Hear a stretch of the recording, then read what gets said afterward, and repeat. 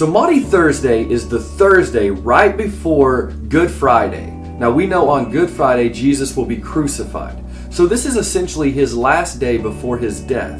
Now Jesus knew full and well what was coming to him. So I think we should take the time to look at this last day before his death and see what was important to Jesus, what he said, what he did, and who he spent it with. So let's take a look.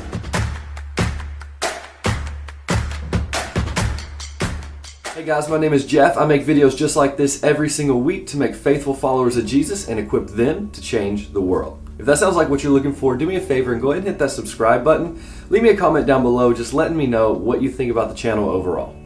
Alright guys, so today we're going to be looking at Maundy Thursday. If you're watching this the day it's released, then this is Maundy Thursday, before Easter of 2019. But it doesn't matter when you're watching it, it is still relevant to where you are today.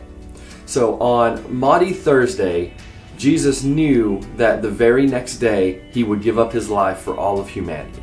So I think it's important that we look at what happened on Maundy Thursday, and then we look at why that matters to us today, or what it says to us, or what message or instruction we can get out of it. So on Maundy Thursday, Jesus sent his disciples ahead of him to prepare a place for Passover. At this Passover, he would come in and he would take the role of a servant and he would wash his disciples' feet. On this day, he would celebrate Passover and he would eat Passover with them, but then they would take the very first communion. And he would tell them that this is my body broken for you, and this is my blood poured out for you. He was foretelling what was going to happen on the very next day. He then announced that one of his own followers would betray him.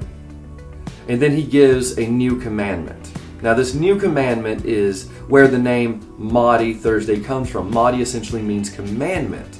And on this day, Jesus gives a new commandment, and it says this: "A new commandment I give to you, that you love one another just as I have loved you.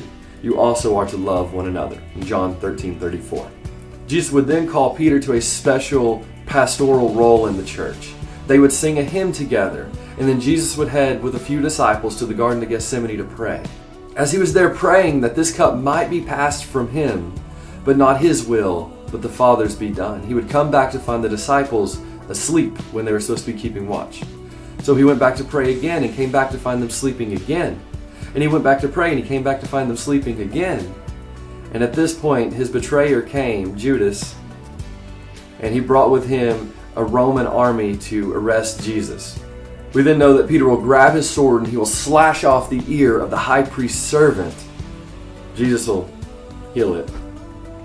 And then Jesus will be captured. And he'll be taken away. And he'll be put on trial after trial, and they will question him, and they will question him, and he'll finally be brought before Pilate, where he will be issued his execution. That's what happened on Maundy Thursday. Now the question is, what does that mean to us?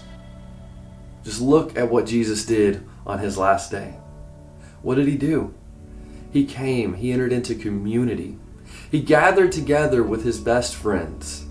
He enjoyed a meal together. That he sat and he laughed, and in the New Testament it actually says that he reclined. He would have literally been leaning against his brothers, and that they would have enjoyed this meal here together, and they would have had community, and they would have had fellowship, and they would have had right understanding, and they would have probably laughed and joked, and they would have talked about all the cool things they had done. And then Jesus, he offers this new commandment, and that commandment is to love one another. And we know that Jesus' command for love is so much higher than anything that we can imagine. That as Christians, followers of Jesus, that we are the very people that we're in that place today, right? We are followers of Jesus. We are called to love one another. We are called to love our neighbors. We are called to love our enemies. We are called to love those who persecute us. You see, Maundy Thursday is about a new command. That Jesus issues us a command that we are to love people, that we will be known by our love. Christian, are you known by your love? Or by something else? And then we see that Jesus, he goes to pray. And he spends hours in prayer. And I think that's an instruction to us.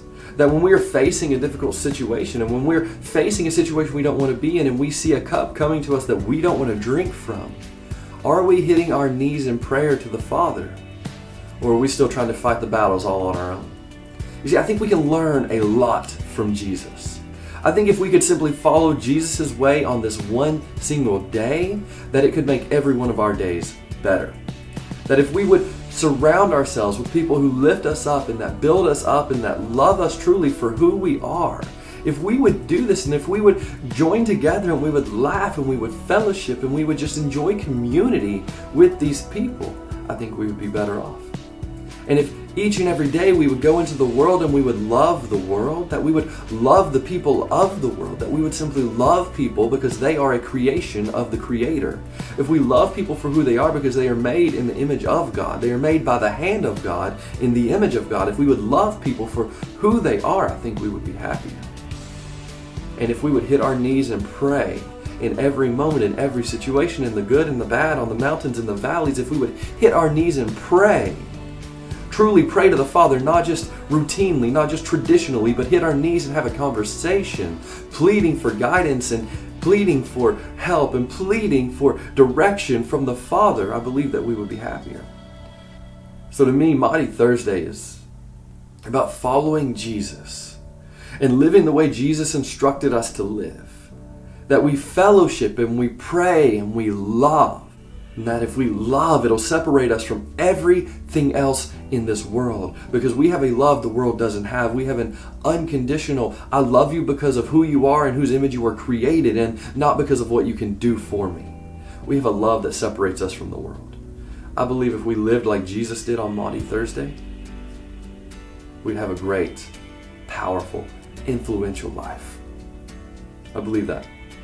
Alright guys, I hope you enjoyed this video. If you did, do me a favor, leave me a comment down below. Let me know what you think about Maundy Thursday. Alright guys, love you. Keep living that bold life.